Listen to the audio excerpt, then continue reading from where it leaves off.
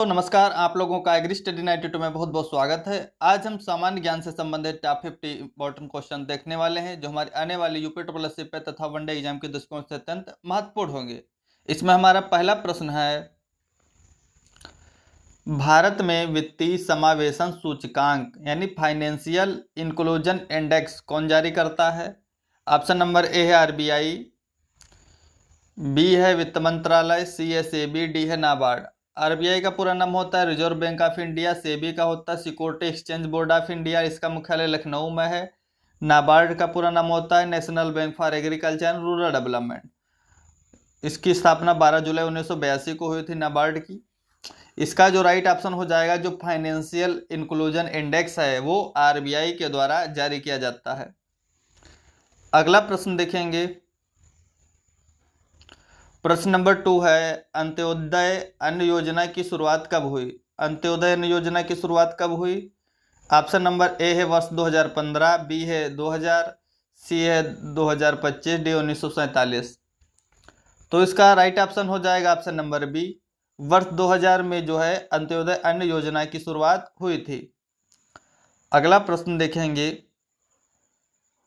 प्रश्न नंबर 3 है, पीएम शहरी आवास योजना कब शुरू हुई? पीएम शहरी आवास योजना कब शुरू हुई थी?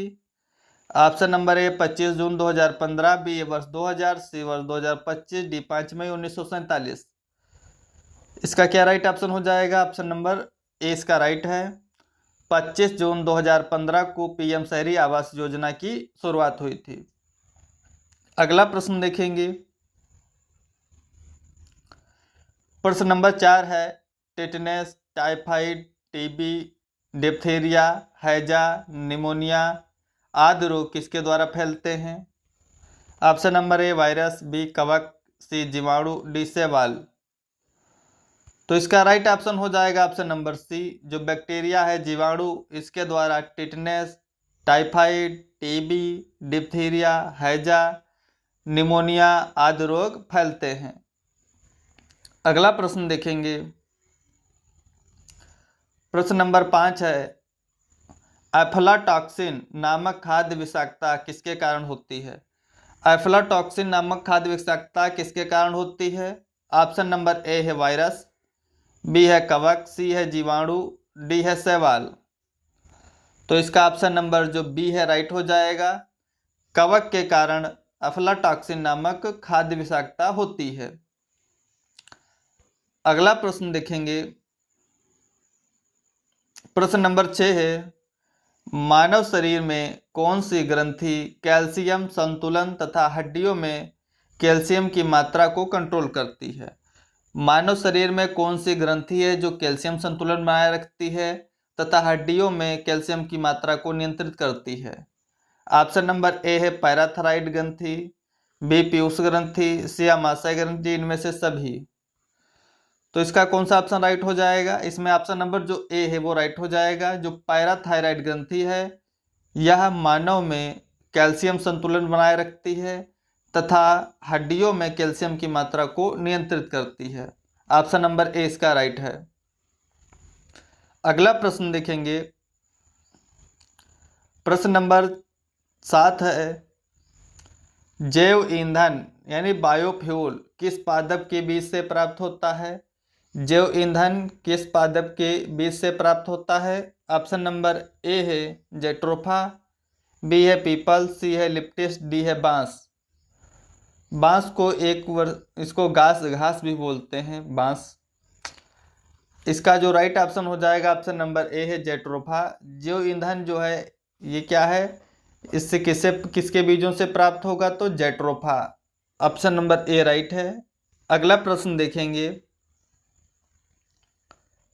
प्रश्न नंबर 8 है, परमाणु भट्ठी में कौन सा ईंधन प्रयोग किया जाता है? परमाणु भट्ठी में कौन सा ईंधन प्रयोग किया जाता है? ऑप्शन नंबर ए है डीजल, बी है पेट्रोल, सी है सोडियम, डी है यूरेनियम। तो ऑप्शन नंबर डी इसका राइट हो जाएगा, परमाणु भट्ठी में यूरेनियम जो ईंधन है उसका यूज किया जाता है। अगला प्रश्न है, प्रश्न नंबर 9 है, कृत्रिम रूप से मानव निर्मित अनाज वाली फसल कौन सी है? कृत्रिम रूप से मानव निर्मित प्रथम अनाज वाली फसल कौन सी है? ऑप्शन नंबर ए व्हीट, ट्रिटिका मेस्टियम जो है बार्ली से बोलते हैं, ट्रिटिकल है गेहूंसा यानी गेहूं का मामा है। तो इसका कौन सा ऑप्शन राइट हो जाएगा? इसमें ऑप्शन नंबर जो सी है ट्रिटिकल। ट्रिटिकल जो है अनाज वाली क्रॉप है, ये मानव निर्मित फर्स्ट कह सकते हैं सीरियल क्रॉप है जो आर्टिफिशियल डेवलप्ड है। अगला प्रश्न देखेंगे, प्रश्न नंबर 10 है, डायनमो का क्या कार्य होता है? डायनमो का क्या कार्य होता है? गति करना या यांत्रिक ऊर्जा को विद्युत ऊर्जा में बदलना या तापरंग मापन या वायु वेग मापन। डायनमो क्या करता है? डायनमो का मुख्य कार्य क्या होता है? ऑप्शन नंबर बी राइट है। डायनमो यांत्रिक ऊर्जा को विद्युत ऊर्जा में बदलने का कार्य करता है, और जो विद्युत मोटर होता है वो विद्युत ऊर्जा को यांत्रिक ऊर्जा में बदलता है, और डायनमो यांत्रिक ऊर्जा को विद्युत ऊर्जा में बदलता है। अगला प्रश्न देखेंगे, प्रश्न नंबर 11 है, फोटोग्राफी में उपयोग किया जाने वाला प्रकाश संवेदी यौगिक कौन सा है? फोटोग्राफी में प्रयोग किया जाने वाला प्रकाश संवेदी यौगिक कौन सा है? ऑप्शन नंबर ए है silver bromide, B iodine, C calcium nitrate, D है क्लोरीन। तो आप फोटो में देख सकते हैं, इसका ऑप्शन नंबर ए राइट है। सिल्वर ब्रोमाइड, सिल्वर ब्रोमाइड हल्के पीले कलर का होता है। ये सिल्वर ब्रोमाइड का यूज होता है फोटोग्राफी में, ये प्रकाश संवेदी यौगिक होता है। अगला प्रश्न देखेंगे,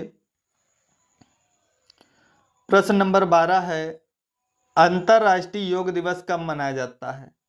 अंतर्राष्ट्रीय योग दिवस कब मनाया जाता है? 21 जून, बी है 15 जुलाई, सी है 1 दिसंबर, डी है 1 जनवरी। तो इसका राइट ऑप्शन हो जाएगा ऑप्शन नंबर ए, 21 जून को अंतर्राष्ट्रीय योग दिवस मनाया जाता है। अगला प्रश्न देखेंगे,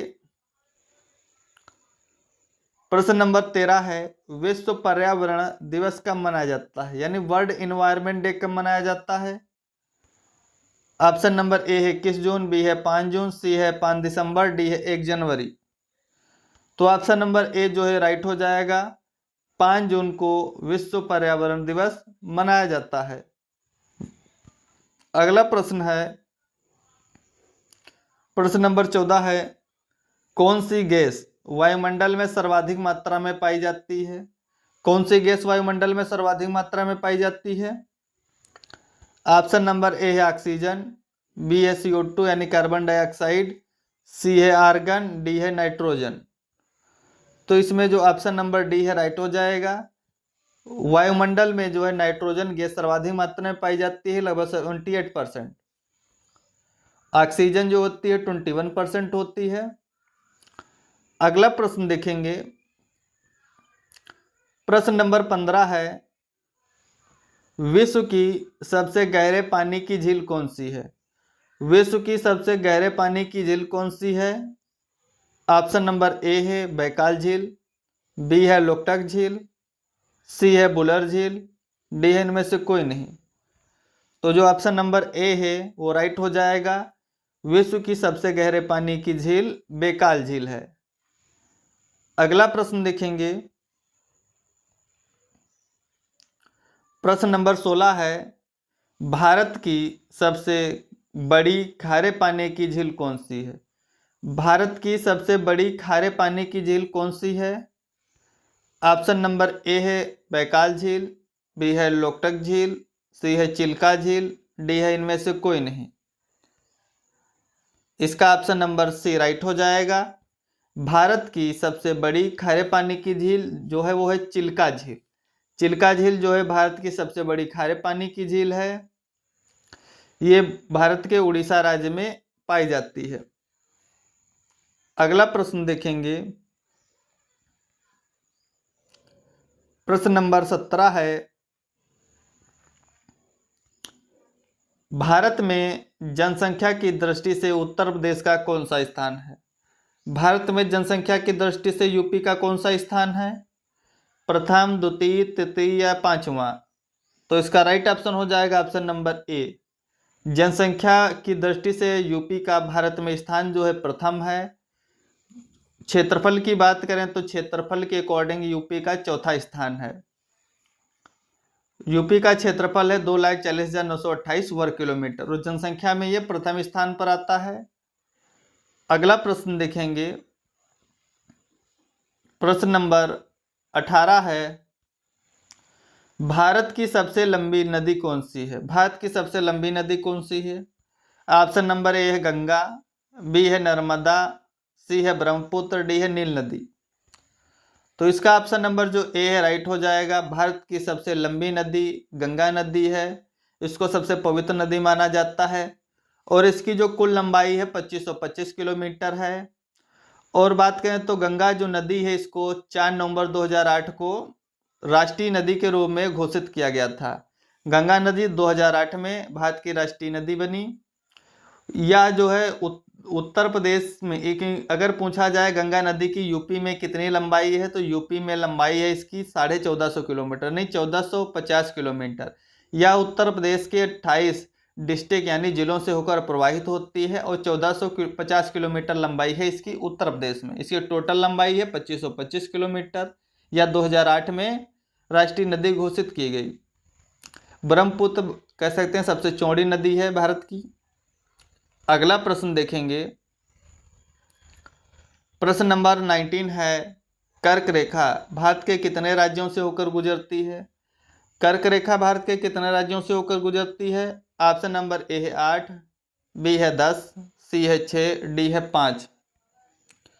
तो इसका राइट ऑप्शन हो जाएगा ऑप्शन नंबर ए।